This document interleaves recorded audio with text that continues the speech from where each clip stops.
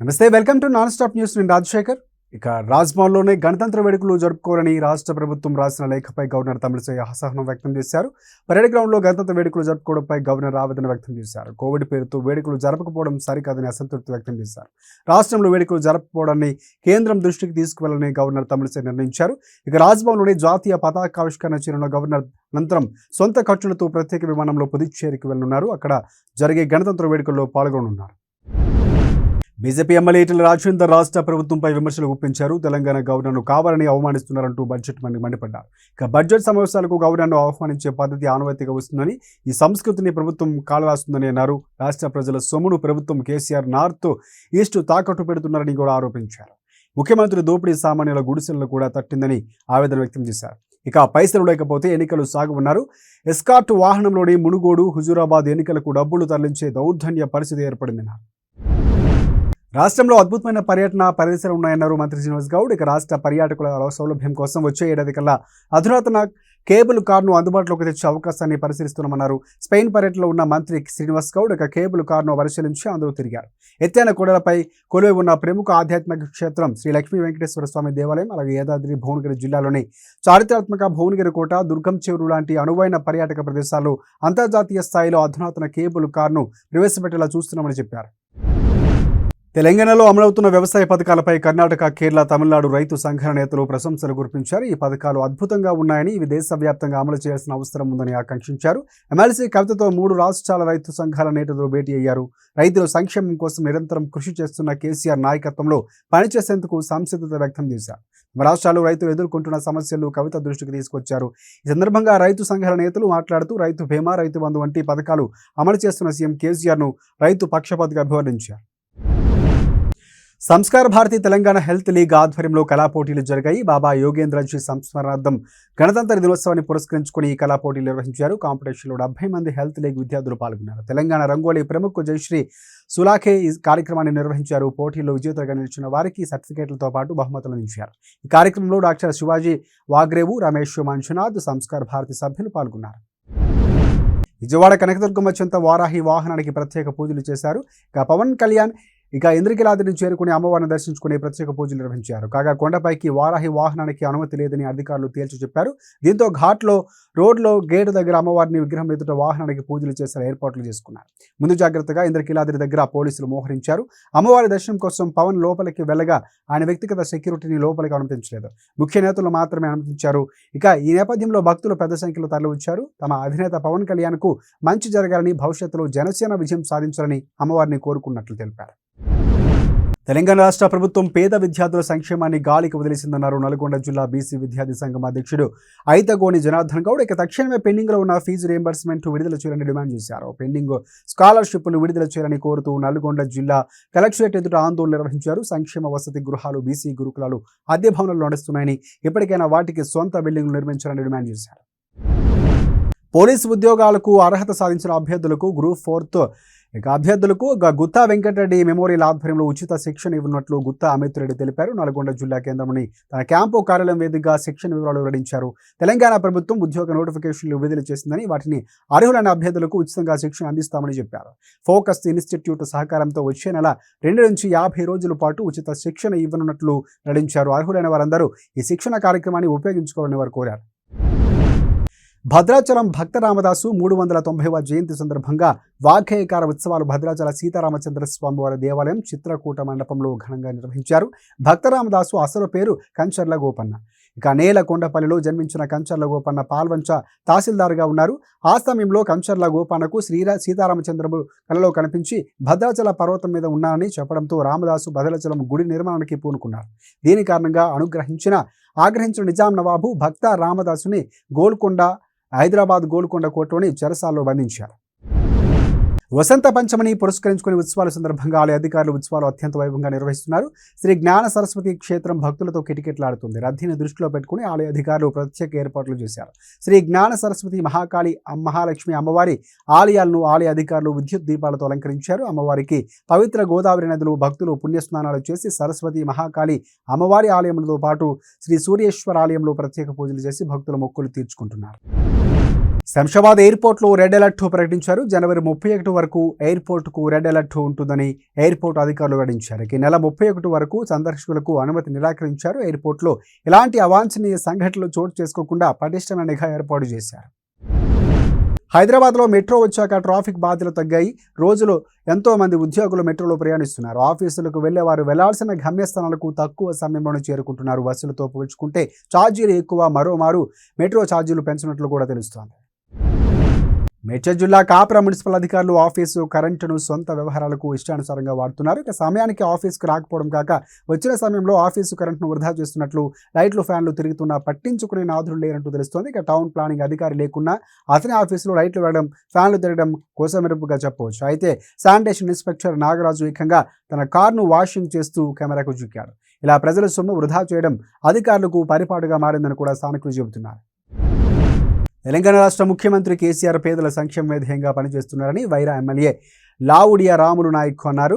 ఖమ్మం జిల్లా వైరా మండలం కేంద్రంలోని 3వ వార్డులో కంటి వెలుగు కేంద్రాన్ని ఆయన ప్రారంభించారు. ఈ సందర్భంగా దేశంలోనే ఏ రాష్ట్రంలో ప్రవేశపెట్టని విధంగా కంటి వెలుగు పథకాన్ని ప్రారంభించారని చెప్పారు. అంధత్వ నివారణ కోసం ప్రవేశపెట్టిన కంటి వెలుగు ప్రోగ్రాం పేద ప్రజలకు వరం లాంటిదని పేర్కొన్నారు. లోకేష్ యువగలం కాదు, టీడీపీకి సర్వమంగళం అంటూ ఏపీ మంత్రి ఆర్కే రోజా ఎద్దేవా చేశారు. తిరుపతిలోని వెరిటాస్ సైనిక్ స్కూల్ వార్షికోత్సవ వేడుకలో ఆమె పాల్గొన్నారు. ఈ సందర్భంగా లోకేష్ పాదయాత్రపై విమర్శలు గుప్పించారు. పాదయాత్ర మొదటి రోజే లోకేష్కు రియాలిటీ తెలుస్తుందని అన్నారు. మావోయిస్టు కేంద్ర కమిటీ సభ్యుడు గాజర్ల రవి అలియాస్ గణేష్ను ఎన్ఐఏ టార్గెట్ చేసింది. గాజర్ల రవి మోస్ట్ వాంటెడ్ అని ఆచూకీ తెలిపిన వారికి 10 లక్షల రూపాయలు రివార్డు ఇస్తామని కూడా ప్రకటించింది. ఇక గాజర్ల రవి స్వగ్రామం జయశంకర భూపాలపల్లి జిల్లా టేకుమట్ల మండలం వేలిసాల.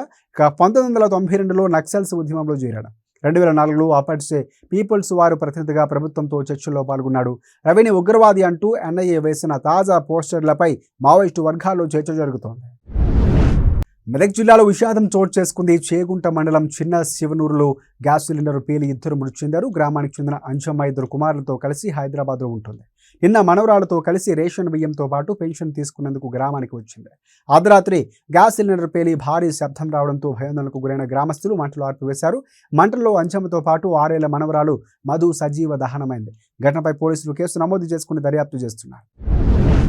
సికింద్రాబాద్ పరిధిలో ఇటీవల జరిగినటువంటి దక్కన్ మాల్ అగ్ని ప్రమాదంపై జిహెచ్ఎంసీ అధికారులు కీలక నిర్ణయం తీసుకున్నారు. దక్కన్ మాల్ భవనం కూల్చివేతకు జిహెచ్ఎంసీ అధికారులు సిద్ధమయ్యారు. దీంతో అగ్ని ప్రమాదం జరిగిన భవనం కూల్చివేతకు ఏర్పాట్లు చేస్తున్నారు.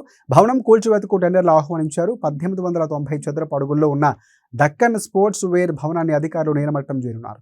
అధునాతన సాంకేతిక భవనం కూల్చివేతకు చర్యలు తీసుకున్నారు.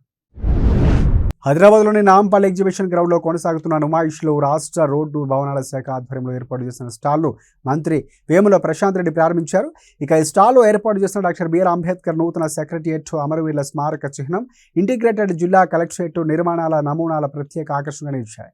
ప్రజలకు అర్థమయ్యే రీతిలో నమూనాలు రూపొందించారని అధికారులకు మంత్రిని అభినందించారు. ఇక సీఎం కేసీఆర్ ఆలోచనలతో R&B ఆధ్వర్యంలో చరిత్రలో నిలిచిపోయేలా ఐకానిక్ నిర్మాణాలు రూపుదిద్దుకుంటున్నాయని తెలిపారు.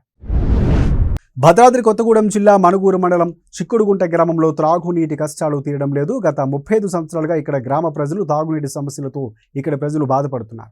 చుక్క నీటి కోసం ఏళ్ల తరబడి ఎదురు చూస్తున్నామని, మమ్మల్ని పట్టించుకున్న నాదుడు కానీ నాయకుడు కానీ లేడంటూ అధికారులు కానీ లేరని స్థానికులు వాపోతున్నారు. అయితే ఇటీవలే వాళ్ళు కుట్టుకున్న వారికి పైప్ లైన్లు వేసి కనెక్షన్లు ఇచ్చి వాళ్ళకి మంచినీరు సౌకర్యం, అన్ని వసతులు కల్పిస్తున్నారని, అనాదిగా నివాసం ఉన్న వారికి నల్లా కనెక్షన్లు ఇవ్వాలని డిమాండ్ చేస్తున్నారు.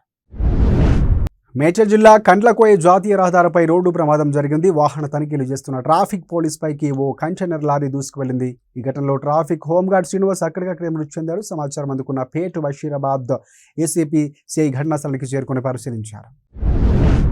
రంగారెడ్డి జిల్లా చందనగర్ పోలీస్ స్టేషన్ పరిధిలో చైన్ స్నాచింగ్ జరిగింది. లింగంపల్లి హుడా ట్రేడ్ సెంటర్లో నడుచుకుంటూ వెళుతున్న మహిళ మెడలో నుంచి ద్విచక్ర వాహనంపై వచ్చిన 2 దుండగులు చైన్ను లాక్కెళ్లారు. బాధితురాలు రాజశ్రీ స్కూలు పిల్లలకు లంచ్ బాక్స్ ఇచ్చి మార్కెట్కు వెళుతున్నప్పుడు ఈ ఘటన జరిగినట్లు సమాచారం. ఇక స్థానికుల సమాచారంతో పోలీసులు ఘటనా స్థలానికి చేరుకున్నారు. పోలీసులు సీసీ కెమెరాలను పరిశీలించిన పోలీసులు నిందితుల కోసం గాలింపు చర్యలు చేపట్టారు. రాష్ట్ర మంత్రి కేటీఆర్ రాజకీయాల్లో చిన్న పిల్లోడని, ప్రధాని మోదీ చిటికెన వేలుకు కూడా పనికిరాడంటూ బీజేపీ జాతీయ కార్యవర్గ సభ్యులు జితేందర్ రెడ్డి ఎద్దేవా చేశారు. కేటీఆర్ తన వాక్చాతుర్యం ఎవరి మీద ప్రయోగిస్తున్నాడో తెలుసుకోవాలని సూచించారు.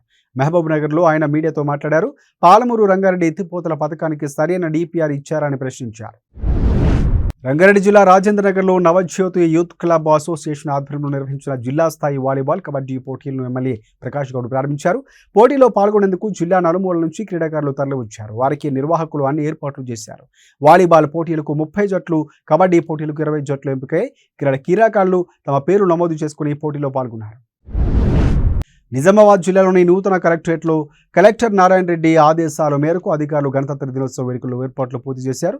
ప్రతి ఏడాది గణతంత్ర దినోత్సవ వేడుకలను పరేడ్ గ్రౌండ్లో నిర్వహిస్తున్నట్లు ఏఆర్ఏసీపీ సంతోష్ తెలిపారు. జిల్లా కలెక్టర్, పోలీస్ కమిషనర్ ఆదేశాల మేరకు రిపబ్లిక్ డే ఉత్సవాలు కలెక్టరేట్లో జరుపుకోతున్నట్లు సంతోష్ వివరించారు. ఈ సందర్భంగా రిపబ్లిక్ డే దినోత్సవ రిహార్సల్స్ను నూతన కలెక్టరేట్ ఆవరణలో నిర్వహించారు.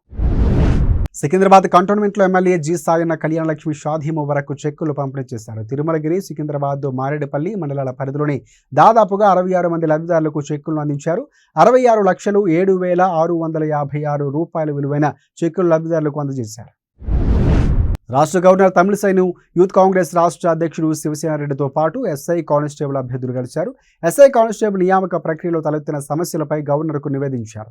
పోలీస్ రిక్రూట్మెంట్లో చేసిన తప్పిదాలకు లక్షలాది మంది యువత బలయ్యారని, దీనిని బోర్డు చైర్మన్ వివి శ్రీనివాస్ దృష్టికి తీసుకువెళ్లిన స్పందించడం లేదని శివసేనారెడ్డి వెల్లడించారు. ఇక హైకోర్టు ఆదేశాలు కూడా ప్రభుత్వం పట్టించుకోవడం లేదని అన్నారు. ఇప్పటి వరకు 18 మంది విద్యార్థులు చనిపోయారని, వారికి 50 లక్షల రూపాయలు పరిహారం ఇవ్వాలని డిమాండ్ చేశారు. రన్నింగ్లో క్వాలిఫై అయిన వారికి మెయిన్స్కు అవకాశం ఇవ్వాలని గవర్నర్ను కలిసి కోరినట్లు చెప్పారు.